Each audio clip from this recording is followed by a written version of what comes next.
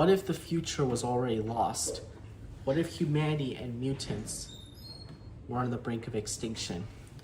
And the only way to save the future was to change the past. Well, in 2014, the X-Men franchise attempted something truly incredibly ambitious. It would unite the original cast of the X-Men trilogy and the younger cast from First Class. It would tell a time travel story on an epic scale. And what started off as a risky take would soon become one of the most greatest superhero movies of that era. And how it stands out to be a good time-traveling superhero movie that we know of today. What's going on, everybody? My name is Nate, and on this special 49th episode of The Road to Avengers Doomsday, we're taking a look at X-Men Days of Future Past. A film that brought together generations, rewrote timelines, and gave the X-Men a franchise of a second chance that we needed. So I'm really excited to be breaking down this movie for you all, and it'll be pretty worth like while as soon as you're done watching this video. So sit back, relax, enjoy the show as I take you a deep dive into X-Men Days of Future Past.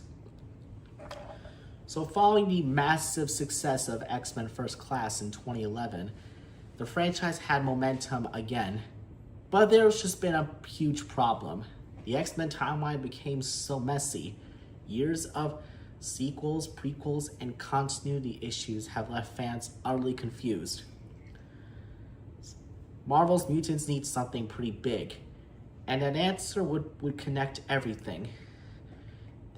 The answer would come from a comic book that later became one of the most popular X-Men storylines ever, and that's Days of Future Past.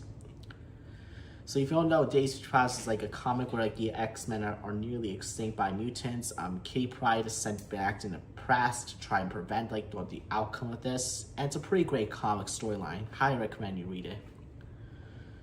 So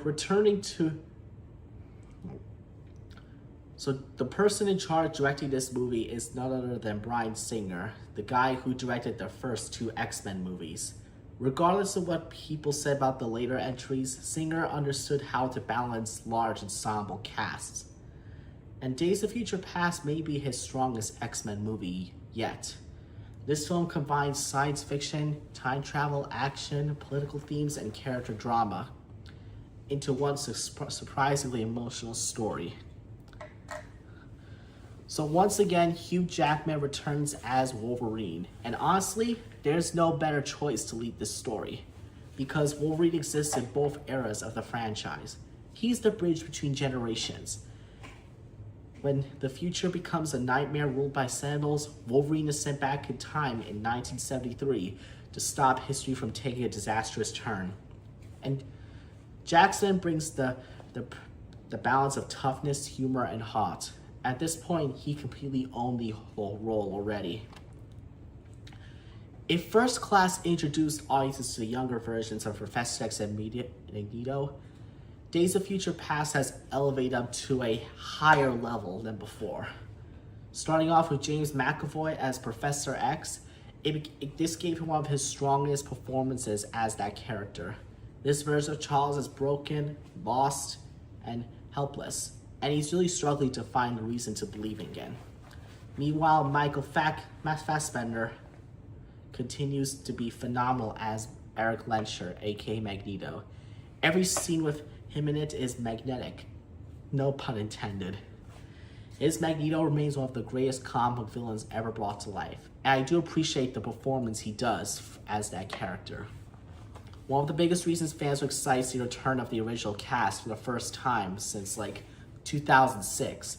We got Patrick Stewart returning as Professor X, Ian McKellen as Magneto, Halle Berry as Storm, and even Shawn Ashmore as Iceman, along with some other characters that we previously background from the previous X-Men movies have just really much had their time to shine. And again, this feels super special. For long-time fans, it felt like a reunion that we all needed to see. And the film uses them effectively, despite the limited screen time they all face. Now let's talk about the Sentinels, because for years, Marvel fans want to see these iconic robots in the big screen. And Days of Future Past did not disappoint because the Future Sentinels movies are downright terrifying. They're fast, adaptive, and really relentless, kind of like the T-1000 from the Terminator franchise. And the opening fight with features like the multiple mutants against 3 Sentinels, it just established the stakes. For the first time, it generally feels like the X-Men can lose everything. Not just their lives, but the entire world itself at stake. And then there's the scene everybody pretty much talks about. Quicksilver, who is played brilliantly by actor Evan Peters. His Pentagon rescue sequence remained one of the most creative superhero scenes ever filmed. Watching Quicksilver move through frozen time while casually helping everyone around is both hilarious and visually brilliant. I gotta appreciate the stunt work he does. It's pretty fantastic. Despite only appearing briefly, he completely steals the entire movie itself. So the story ultimately falls around Mystique, who's played once again by Jennifer Lawrence. Her decision in 1973 will determine the fate of the future. What makes the story work is that there isn't an easy answer. Everyone believes what they're doing is what's right, and Mystique finds herself caught between different ideologies. It's one of the most strongest character arcs in the movie, and I gotta appreciate the stunt work she does. It's just pretty great in my opinion. Now, the ending for X-Men Days of Future Past is one of my favorite moments in the entire franchise. History has changed, the future is saved, and Wolverine wakes up in a world that's already been rewritten. For seeing familiar faces like Cyclops, Jean Grey is incredibly satisfying. And in my opinion, I just feel like that's where the X-Men franchise should have just stopped right there. Have a good ending and just close the history book. It just felt like the franchise finally got like a second light. After years of tragedy and loss, the ending leaves audiences pretty much hopeful. But as we know later, the other X-Men movies would dump that down the ceiling. Now to wrap up my thoughts for this movie. Personally, I think X-Men Days of Future Past is one of the best X-Men movies ever made. It has great performances, great action, emotional stakes, and an excellent time-traveling storyline. Most importantly, it successfully combines 2 generations of characters without feeling overcrowded. That is incredibly difficult to do for modern-day stuff, but somehow this movie managed to pull it off right out the water. Today, Marvel Studios wants to bring mutants into like the broader MCU. And when people discuss the greatest X-Men movies that are made, Days of Future Past is always in that conversation. The film proved that comic movies could tell complex stories about timelines, altered futures, and massive ensemble casts. Ideas that will later become throughout Marvel's multiversal storytelling. And in conclusion, X-Men Days of Future Past is everything an X-Men movie should be. It's exciting, emotional, smart, ambitious. Hugh Jackman once again delivers as Wolverine. James McAvoy and Michael Fassbender continue their incredible performances. The original cast returns for a memorable farewell.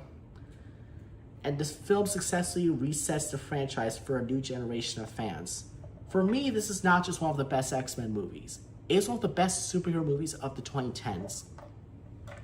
But anywho's, if you enjoyed this episode of Nate Reviews, make sure you give it a like, subscribe, and let me know down in the comments below.